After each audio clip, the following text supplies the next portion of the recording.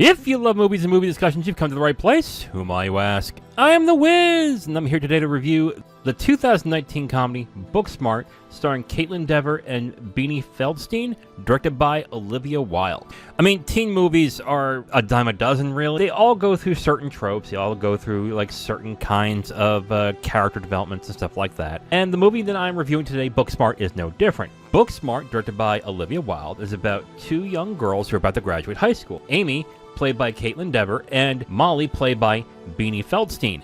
These two girls are intellectual heavyweights. They have gotten great grades. One is valedictorian, and they are set to have great college careers after high school. But they realize the day before their graduation, they've made no memories for themselves other than studying and doing homework. So they both decide to crash a party from the most popular kid in school and to create memories before graduation. What I find interesting about Booksmart is that in this movie, it does character focus on work-life balance. It's really weird that they do this in a high school movie, but it's actually really well done here, where the characters realize they spent so much time working and they didn't do any time living. This is one of the better ones to do it in this movie, because it really shows these two characters who excelled in so many ways, but yet have this really glaring flaw that they have. They show it pretty starkly in the film as it's going, but it was interesting to see in this movie with how the characters are done in this movie. Now, these characters are good because of the performances of Dever and Feldstein in this movie. I think they carry this film very well. They both play characters with innate flaws that are very apparent as the film starts. And a lot of the things that happen in this film is interesting because it really plays on the fact about how naive they are about the life they've lived and the people that they know.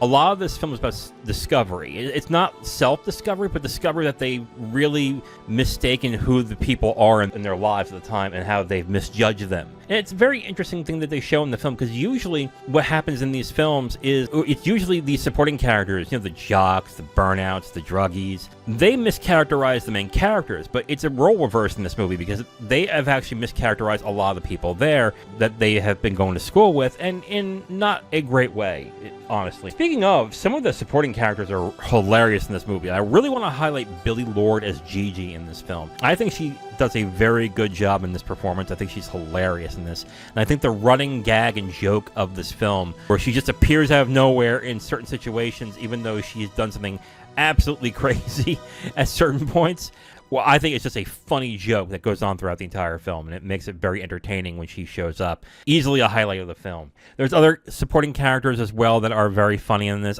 I don't think there is one supporting character I did not like. I think these are all well-done characters in this film, although stereotypical. The vast majority of them are stereotypical. But I think for the most part, these are characters that are really well-defined, but are all likable in their way.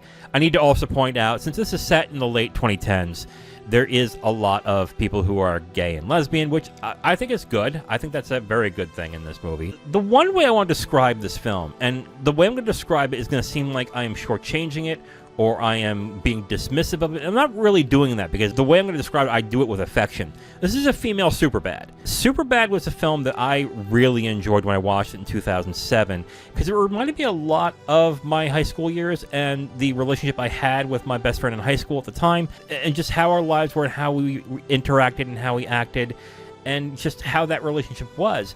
And I feel this is the same thing here in this movie.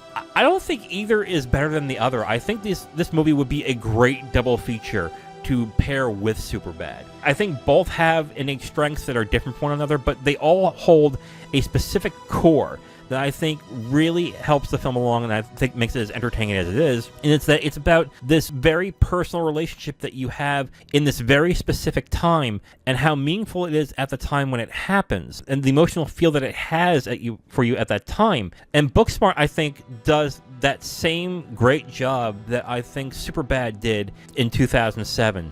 So honestly, if you want to watch this film, I would also say pair it with Superbad as well. Both are funny comedies about the same thing. Both are vulgar in their way. I think Superbad's a little more vulgar, but some of the things that are in Booksmart are pretty funny as well. So That's not bad. So yeah, I would say, like, if you really want to watch this film, I think you should. And if you like Superbad, you should watch it, but definitely do a double feature on this. And here are the footnotes for Booksmart. And my only footnote is that this film has one of my least liked tropes in teen movies, and that is adults who act like teens. I can't stand this trope. Even when I was a teen, I thought this was lame. I really hated this trope. One of the things that really did not make me like 10 Things I Hate About You as much as others did was all of the adults acted like teens in some sort of way. They all sounded like teens. They all spoke like teens. They all acted like teens. And I was like, oh God, why are we doing this? And this film has the same problem. Jason Sudeikis' character, who is a principal, acts pretty much like a teenager. The one cool teacher in the movie does some questionable things. She acts like a teenager as well. And I think some might excuse, well, they're around teenagers. Don't you think that's kind of the point? Like, no.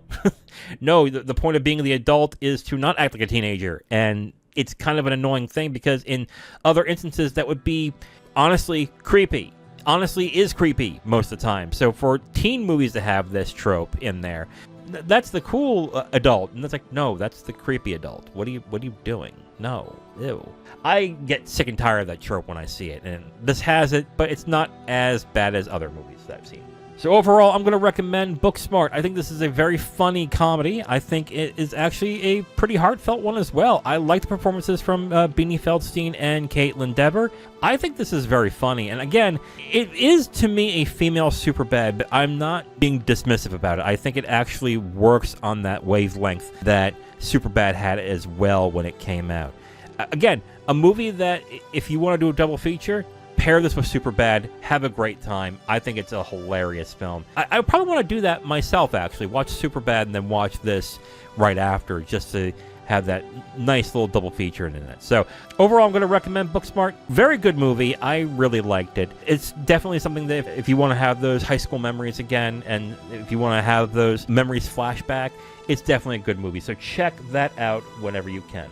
Now, if you want my full review on this movie, you can go to my website at IamTheWiz.com. You'll have my full written review right on the site, along with a link to the video that has this review that you've just listened to.